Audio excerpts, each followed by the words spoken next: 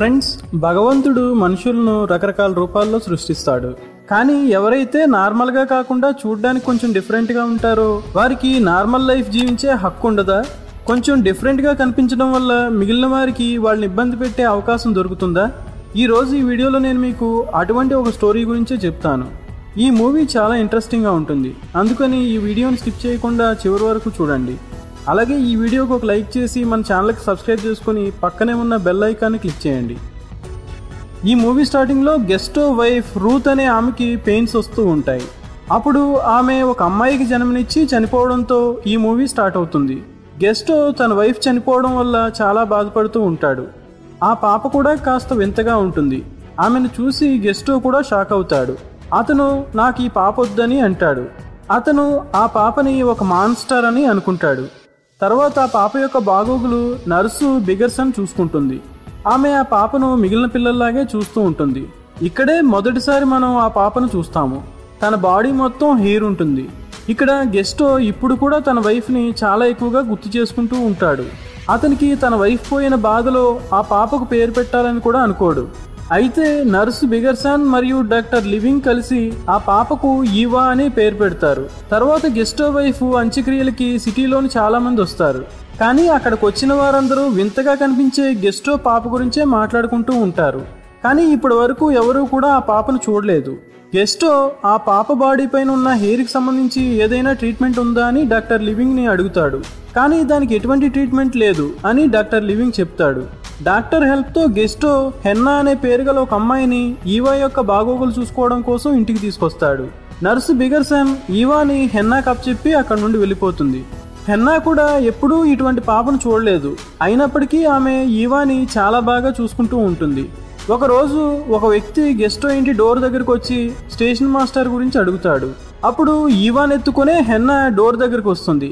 అప్పుడు ఆ వ్యక్తి ఈవాను చూసి షాక్ అవుతాడు. తర్వాత అక్కడి నుండి వేగంగా వెళ్ళిపోతాడు. ఈవా గురించి ముందుగానే బయట అందరూ మాట్లాడుకుంటున్నారు. అయితే ఒక న్యూస్ పేపర్ రిపోర్టర్ ఆ వ్యక్తిని ఈవా గురించి అడుగుతూ ఉంటాడు. మరుసటి రోజు ఆ రిపోర్టర్ ఆ వ్యక్తి ద్వారా తెలుసుకున్న దాన్ని ఫ్రెంచ్ న్యూస్ ఈవెంట్ అనే పేరు గల ఒక ఆర్టికల్లో దాన్ని పబ్లిష్ చేస్తాడు. దానివల్ల గెస్టో ఇంటి బయట చాలా మంది గుమిగూడి ఉంటారు. వాళ్ళందరూ ఈవాను చూడడం కోసం వస్తారు. దాంతో గెస్టోకి హెన్నా పైన చాలా కోపం వస్తుంది. ఎందుకంటే ఈవాని హెన్నానే బయటికి తీసుకొచ్చి అందరికీ తెలిసేలా చేసింది. ఒకరోజు హెన్నా గెస్టో దగ్గరకు వచ్చి ఈవాని బయటికి తీసుకెళ్లడం గురించి అడుగుతుంది. ఎందుకంటే ఇంట్లోనే ఉండడం వల్ల ఈవా స్కిన్కి ప్రాబ్లంగా ఉంది. అప్పుడు గెస్టో హెన్నాకి కొన్ని దారులు చూపిస్తాడు. ఆ దారిలో వేరే మనుషులు ఎవరు ఉండరు. అప్పుడు అదే దారిలో హెన్నా ఈవాని బయటికి తీసుకెళ్లి తిప్పుతూ ఉంటుంది. నెక్స్ట్ డే డాక్టర్ లివింగ్ గెస్టోకి 400 సంవత్సరాల్లో ఒక్కసారి మాత్రమే ఈవా లాంటి కండిషన్ ఎవరికో ఒకరికి వస్తుందని చెబుతాడు. డాక్టర్ లివింగ్ చెప్పడం వల్ల ఆ సిటీలోనే ఒక చాలా పెద్ద డాక్టర్ ఈవాని చూడడం కోసం వస్తాడు.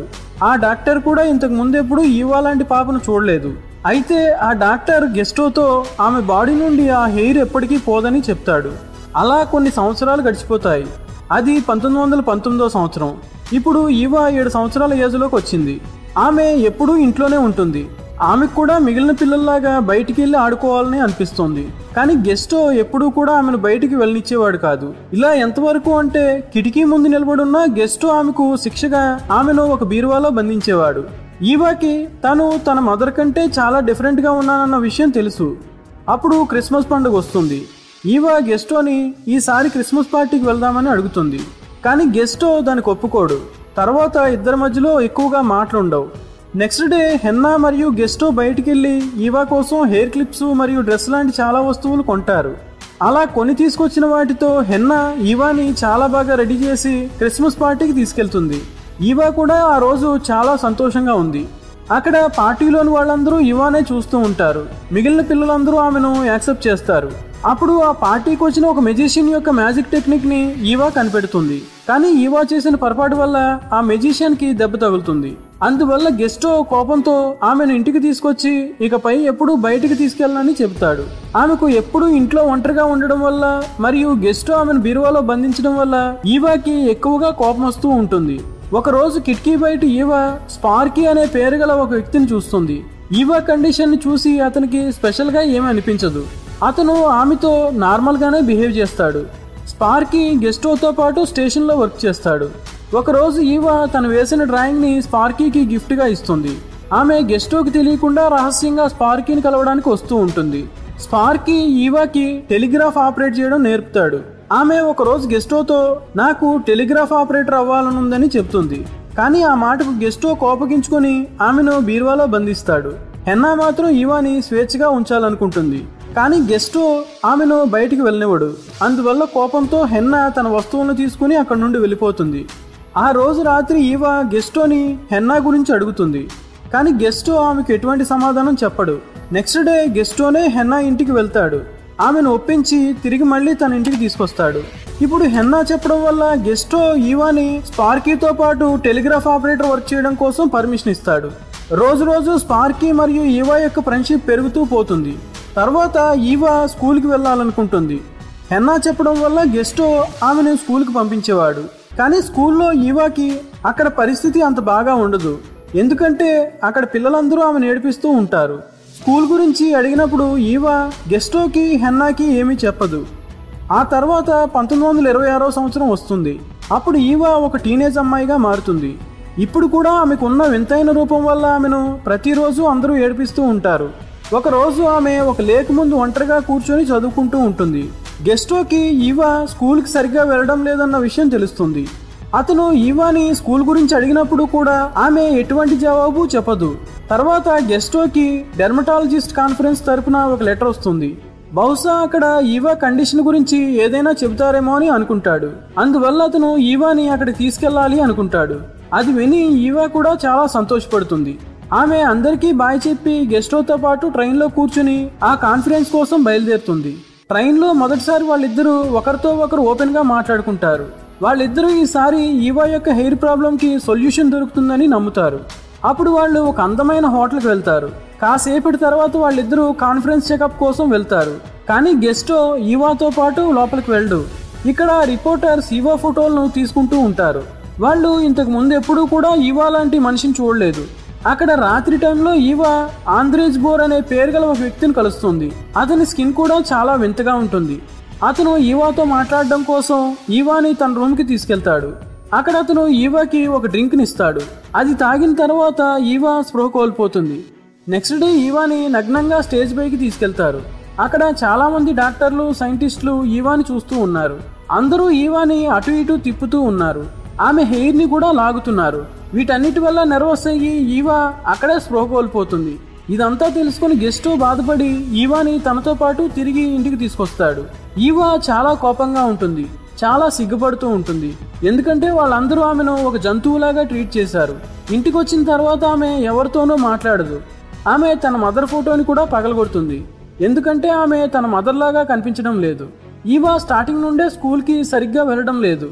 ఆ లేక్ దగ్గరే కూర్చొని కాలం గడుపుతూ ఉంటుంది. ఒకరోజు ఆ లేక్ దగ్గరకు ఫ్రే అనే పేరు గల ఒక అబ్బాయి వస్తాడు. అతను ఈవా పక్కన కూర్చుంటాడు. అతను ఆమెకు కాఫీ కూడా ఇస్తాడు. తర్వాత ఫ్రే నీటిలో దూకి స్విమ్మింగ్ చేయడం కోసం వెళ్తాడు. ఈవాని కూడా స్విమ్మింగ్ చేయడం కోసం పిలుస్తాడు. ఈవా స్విమ్మింగ్ చేయడానికి నీటిలోకి దూకుతుంది. కానీ ఆమెకు ఈత రాకపోవడం వల్ల అందులో మునిగిపోతూ ఉంటుంది. అప్పుడు ఫ్రే ఆమెను ఆ నీటిలో నుండి బయటికి తీస్తాడు. దాని తర్వాత ఫ్రే ఈవా యొక్క అందాన్ని పొగుడుతాడు. ఇక్కడ రైల్వే స్టేషన్లో గెస్టో డబ్బులు మాయమైన నేరాన్ని స్పార్కీ పైన వేస్తాడు. తప్పుడు నేరం మోపినందుకు స్పార్కీకి కూడా చాలా బాధగా అనిపిస్తుంది. అక్కడ లేక్ దగ్గర ఈవా మరియు ఫ్రే మ్యాథమెటిక్స్ గురించి మాట్లాడుతూ ఉంటారు. ఈవాకి మ్యాథమెటిక్స్ అంటే చాలా ఇష్టం. ఫ్రే అలా మాట్లాడుతూ ఈవా యొక్క ఫేస్ని టచ్ చేస్తాడు. అప్పుడు ఈవా నర్వస్ అయ్యి అక్కడి నుండి వెళ్ళిపోతుంది. కొన్ని రోజుల తర్వాత గెస్టో ఆరోగ్యం సరిగ్గా లేనందున గెస్టో మరియు ఈవా హెల్త్ చెకప్ కోసం వేరే సిటీకి వెళ్తారు. వాళ్ళిద్దరూ ఆ ప్లేస్లో చాలా ఆనందంగా కాలం గడుపుతారు. ఆ ప్లేస్లో ఈవా స్విమ్మింగ్ చేస్తున్న టైంలో ఈవా ఒక లేడీని నోటీస్ చేస్తుంది. ఆమె పేరు కూడా ఈవానే. అప్పుడు ఈ చిన్న ఈవా పెద్ద ఈవాని కలుస్తుంది. ఆమె ఆ లేక్ దగ్గర డ్రాయింగ్ వేస్తూ ఉంటుంది. వాళ్ళిద్దరూ ఒకరితో ఒకరు మాట్లాడుకుంటారు. ఆ పెద్ద లేడీ ఈవా చిన్న ఈవాకి అందం ఇంకా ప్రేమ గురించి చెబుతుంది. హెల్త్ చెకప్ కంప్లీట్ అయిన తర్వాత ఆ పెద్ద ఈవా చిన్న ఈవా చివరిగా ఒకసారి కలుసుకుంటారు. తర్వాత గెస్టో ఈవా తిరిగి మళ్ళీ వాళ్ళ సిటీకి వెళ్ళిపోతారు. వాళ్ళు ఇంటికి తిరిగి వచ్చిన తర్వాత ఈవా లేక్ దగ్గరికి వెళ్తుంది. ఆమె ఫ్రేని కలవాలనుకుంటుంది. కానీ అక్కడ ఫ్రే మరో అమ్మాయితో ఉండడం చూస్తుంది. అప్పుడు ఆమె కోపంతో తిరిగి ఇంటికి వచ్చేస్తుంది. అప్పుడు ఆమెకి స్పార్కీ కూడా ఈ సిటీని జాబ్ని వదిలి అక్కడి నుండి వెళ్ళిపోతున్నాడు అన్న విషయం తెలుస్తుంది.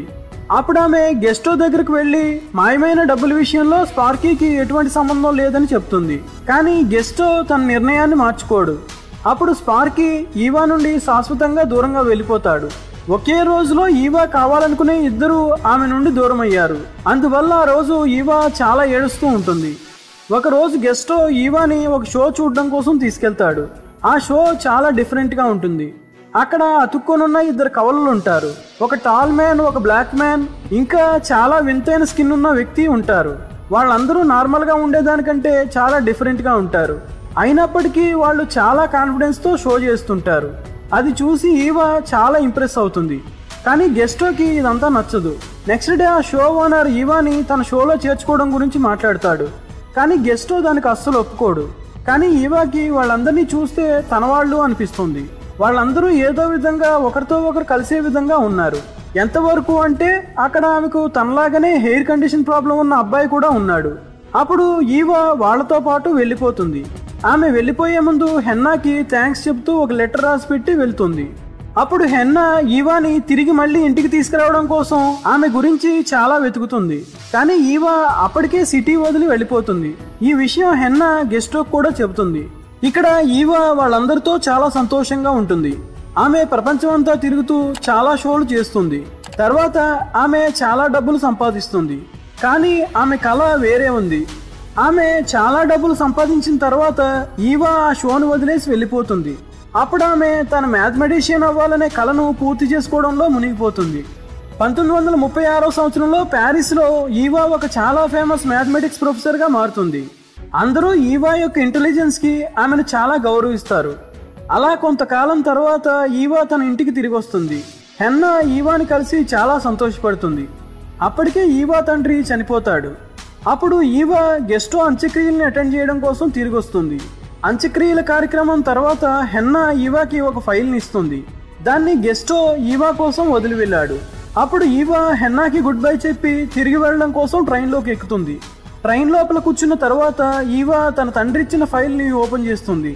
ఆ ఫైల్లో గెస్టో ఈవా డ్రాయింగ్స్ను వేశాడు. అప్పుడు ఈవా ఆ డ్రాయింగ్స్ని చూసి తన తండ్రిని తలుచుకొని చాలా ఎమోషనల్ అవుతుంది. ఈ సీన్తో ఈ మూవీ ఎండ్ అవుతుంది. సో ఫ్రెండ్స్, ఈరోజు ఇంట్రెస్టింగ్ వీడియో మీకు ఎలా అనిపించిందో కింద కామెంట్ సెక్షన్లో తప్పకుండా రాయండి. ఈ వీడియో మీకు నచ్చినట్లయితే దీన్ని తప్పకుండా లైక్ చేసి మన ఛానల్కి సబ్స్క్రైబ్ చేసుకొని పక్కనున్న బెల్ని యాక్టివేట్ చేసుకోవడం మాత్రం మర్చిపోవద్దు. మళ్ళీ ఇంకో ఇంట్రెస్టింగ్ వీడియోలో కలుద్దాం. Thanks for watching.